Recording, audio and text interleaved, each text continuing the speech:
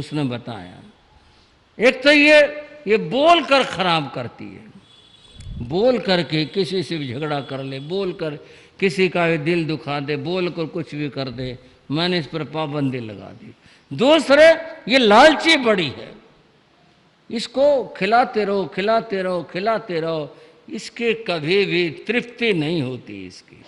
तो मैंने इसको बंद कर दिया। अब बोल क्या करेगी, न बोल सकते हो और न कहना रस की समस्या रही, मैंने इसको बंद कर दिया।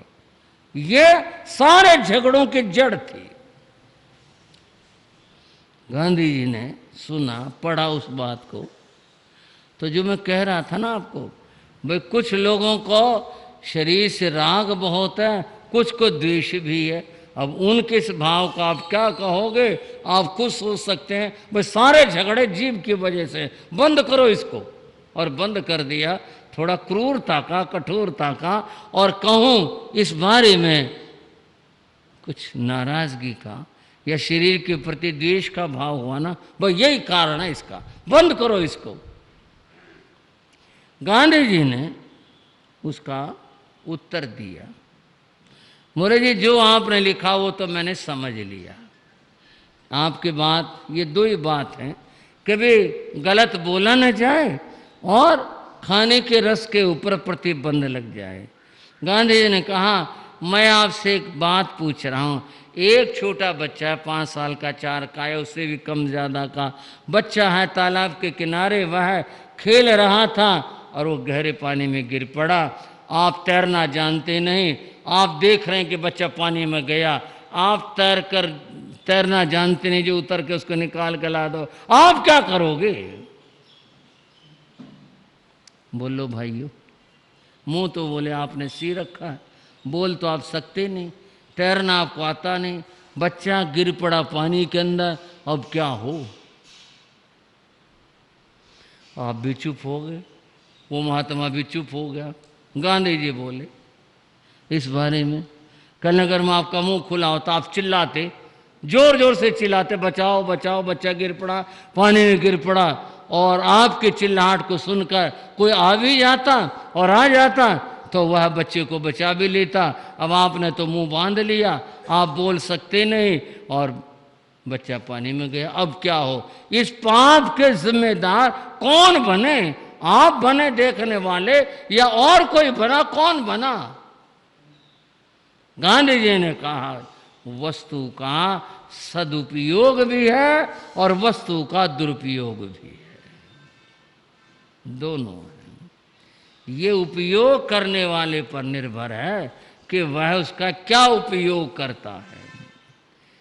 एक अलग से बात करूंगा इससे, वो यह है, एक आदमी को सफर पर जाना था, उसने पानी का एक लोटा ले लिया पानी के लिए और एक रस्सी ले ली कुएं में से पानी निकालने के लिए। अब रस्सी का उपयोग तो यही है कि वह लोटे के उसमें बांधे गले में और कुएं में डाले, छोड़े, पानी निकाल ले, पी ले, प्राण बचा ले, तृप्ति कर ले, यह उपयोग है। अगर वह उस रस्सी से किसी का गला घोट दे या खुद फांसी खा ले, अब इसके लिए क्या करें? ये तो उसकी बुद्धि के ऊपर है कि वह उसका दुरुपयोग करता है या उसका सदुपयोग करता है। तो यहाँ बुद्धि के प्रधानता रहे या वस्तु के प्रधानता रही, वस्तु अपने आप में अच्छी बुरी नहीं है, अच्छा बुरा उसका उपयोग है। देह की बात थी, कुछ देह से अत्यंत मोह करते हैं और कुछ द्वेष करते हैं। गांधी जी ने कहा, तुमने तो अपने जबान से द्वेष कर लिया, आप ऐसी साधना क्यों नहीं करते कि आपकी जबान आपके काबू में रहे, आप चाहो और जो चाहो तो ये बोले, और खाने की बात यही, जो आप चाहो और जैसा आप नियंत्रण में करके चलो वो खाए। भला इससे इधर उधर ये जाए क्यों? जीव का दोष है या आपका दोष है? आप भी कुछ सोच पाए होंगे, है तो मामला ये अपने आप में। शरीर की बात करनी है अभी, और समझनी है अगली चर्चाओं में। आज हम यहाँ तक आए हैं, शरीर 5 होते हैं। अब हमारा जो वर्तमान शरीर है यह हमारा औदारिक शरीर है, और औदारिक शरीर का उपयोग अन्य शरीरों की बात फिर कभी होगी। हम अच्छा बुरा क्या करते हैं हमारे पर निर्भर होगा। अब क्या हो सकता है शरीर के बारे में, क्या बातें हो सकती है, अगले समयों में चर्चा करेंगे। भगवान ने क्या बताया वो भी समझने का प्रयास करेंगे। आज की चर्चाएं यहीं तक करते हैं, और अब आगे चर्चा करते हैं उन ज्ञानियों की, उन ऋषियों की, उन मुनियों की, जिन्होंने अपने जीवन के अंदर इस देह का सदुपयोग करके अपना कल्याण किया था। वे महापुरुष आचार्यों की इस कड़ी में या श्रृंखला में कुछ नाम आए। आचार्य इंद्रदिन्य, आचार्य दिन्य, आचार्य सिंहगिरी, आचार्य बलिसहर, ये नाम आते हैं। सबके जीवन की अपनी अपनी विशिष्टताएं और बातें हैं। इस कड़ी में हम एक महान आचार्य, युग प्रधान आचार्य, जिनका नाम श्यामाचार्य था, उनका जिक्र करते हैं। नाम है श्यामाचार्य। क्या नाम है? श्यामाचार्य 12वें पटधर हुए। श्यामाचार्य वीर निर्वाण के 280 वर्षों के बाद हुए। 300 में वीर निर्वाण की इन्होंने दीक्षा ली। 376 में इनकी आयु पूर्ण हुई। कुल आयु इनकी 96 वर्ष की थी। ये सारा कुछ इस देह का परिचय है, इसके बारे में। श्यामाचार्य महान ज्ञानी और विद्वान थे। श्यामाचार्य की एक निशानी आज भी हमारे पास है। आप चौंके होंगे, महाराज जी दिखाओ, आप क्या ले रहे हो श्यामाचार्य की, इतने पुराने आचार्य की क्या चीज़ आपके पास है? मेरे पास कुछ अलग से नहीं। हमारा एक शास्त्र है, उसका नाम है प्रज्ञापना सूत्र। क्या नाम है? हमारे 2 शास्त्र हैं जो विशाल हैं, एक भगवती सूत्र और एक प्रज्ञापना सूत्र। भगवती सूत्र में प्रश्न उत्तर हैं, प्रज्ञापना में जीव अजीवादि तत्वों का विवेचन है। बहुत विशाल है। प्रज्ञापना पहले मिलता ही नहीं था। जब गुरु महाराज की कृपा से वो प्रज्ञापना पढ़ने के बाद प्रज्ञापना मिला ही नहीं।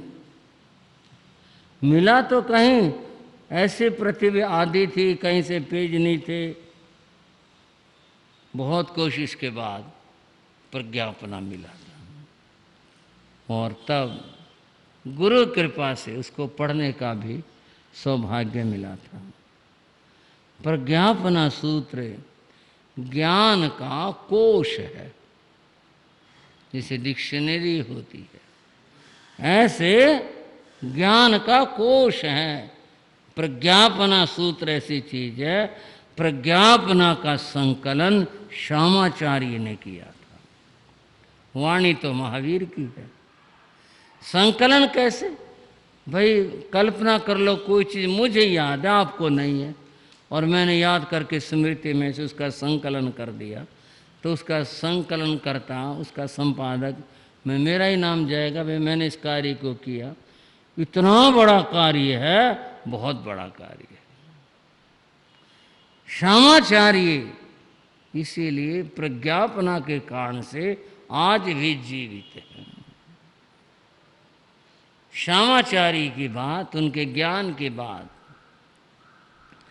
एक बार प्रथम देवलोक के इंद्र महाराज, शक्रेंद्र जिनका नाम है, आया था ना जिक्र? कब आया था? अच्छा जी, कल आया था जी। गुरु मारे बोले, अरे तने कहाँ हाथ लगा दिया जा करके उस भाई को, बोले तने कहाँ हाथ लगा दिया। शक्रेंद्र महाराज साधु साधियों के भक्त हैं, उनके प्रति श्रद्धा रखते हैं, उनके तप संयम में सहायक हैं शक्रेंद्र महाराज। एक बार शक्रेंद्र महाराज महाविद्य क्षेत्र में विराजमान सीमंधर स्वामी के दर्शनों के लिए गए। देव जाते हैं, इंद्र जाते हैं, और वो तो तीर्थंकर भगवान के गए। सामान्य जो ज्ञानी संत हैं, शास्त्र स्वाध्याय करते हैं, कर रहे हो स्वाध्याय, चुपचाप वहाँ देव आकर बैठ जाते हैं। आप कहोगे ये महिमा मंडन के लिए कही जा रही, देखे तो किसी ने है नहीं, इतना आसान तो नहीं है ना भाई आप देख लें, मैं देख लूँ, आकर बैठ जाते हैं। इसीलिए शास्त्र स्वाध्याय से पहले स्वाध्याय का विचार करते हैं, यहाँ कुछ गलत तो नहीं है, कुछ गंदा तो नहीं है, कुछ और तो नहीं है।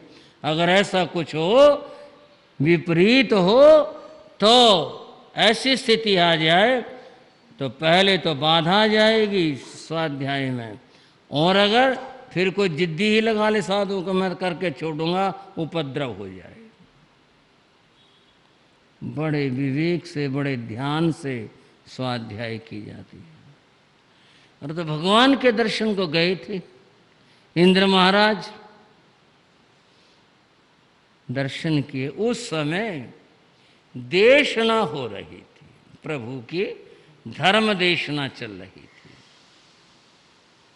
धर्म देशना चल रही थी, इंद्र भी सामान्य श्रोता बन करके वहाँ बैठ गए भगवान की वाणी सुनने के लिए। उस समय भगवान जीव तत्व का वर्णन कर रहे थे। किसका भाइयों?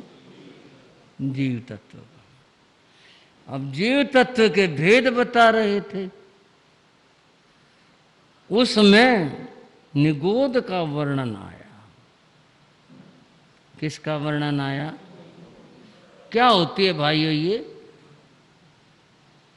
हाँ जी, क्या होती है? होती तो है कुछ, क्या होती है? हाँ जी, काई। अनेक तरह की होती है ये काई, पांचों ही वर्णों में पाई जाती है काई। मोटी पतली भी पाई जाती है, फूही के रूप में पाई जाती है, बहुत तरह की काई होती है। भगवान ने इस काई के बारे में बताया। थोड़ा इस बात को रोक लेते हैं और आगे चलते हैं। इंद्र महाराज ने निगोद का, इसको निगोद कहते हैं, यह है वनस्पति कायम आती है और ये साधारण वनस्पति है। निगोद सुन करके भगवान की वाणी उन्हें अच्छा भी लगा और आश्चर्य भी हुआ। वाणी देशना पूरी हो गई। भगवान के प्रति उन्होंने अपने विनय प्रकट करी और न जाने क्या बात हुई, क्या मन आया। इंद्र महाराज ये बोले, भगवान जो मैंने आज सुना अपूर्व, पहले नहीं सुना मैंने कभी, यह पहले नहीं सुना। भगवान ने तो क्या कहना था, ठीक। भगवान इतना सूक्ष्म ज्ञान क्या वर्तमान में भरत क्षेत्र में, ये जो हमारा क्षेत्र है ये क्या कहलाता है? भरत क्या वर्तमान में, उस समय जब पूछा उन्होंने, उस समय का वर्तमान कह रहे हैं, आज के वर्तमान को नहीं कह रहे। क्या वर्तमान में, इस समय में, भरत क्षेत्र में कोई ऐसा मुनि है, ऐसा ज्ञानी है कि जैसा निरूपण आपने किया, बताया, इस बारे में वो ऐसा निरूपण कर सके और बता सके? भगवान ने कहा हंतार्थी, हाँ है। अब उस समय यहाँ कोई केवल ज्ञानी तो था नहीं। केवल ज्ञानी तो ठीक है, केवल ज्ञानी बराबर होते हैं। इंद्र महाराज ने कहा भगवान कौन है? भगवान ने कहा उनका नाम श्यामाचार्य है। बोलो भगवान सिमंदर स्वामी के, आचार्य श्री श्यामाचार्य के। बोलो अब क्या बात बताएं? भगवान ने और किसका नाम लिया? श्यामाचार्य का। श्यामाचार्य कितनी बड़ी चीज होंगे, चीज कह रहा हूं और क्या कहूं, कितने बड़ा व्यक्तित्व होगा, कितनी बड़ी बात होगी। भगवान सिमंदर स्वामी ने कहा हाँ है, भरत क्षेत्र के अंदर। कौन है भगवान? बोले श्यामाचार्य। आज वर्तमान, उस समय के वर्तमान के बाद आज वर्तमान में ऐसे आचार्य हैं कि जो मेरी तरह से वे सूक्ष्मतम वर्णन कर सकते हैं।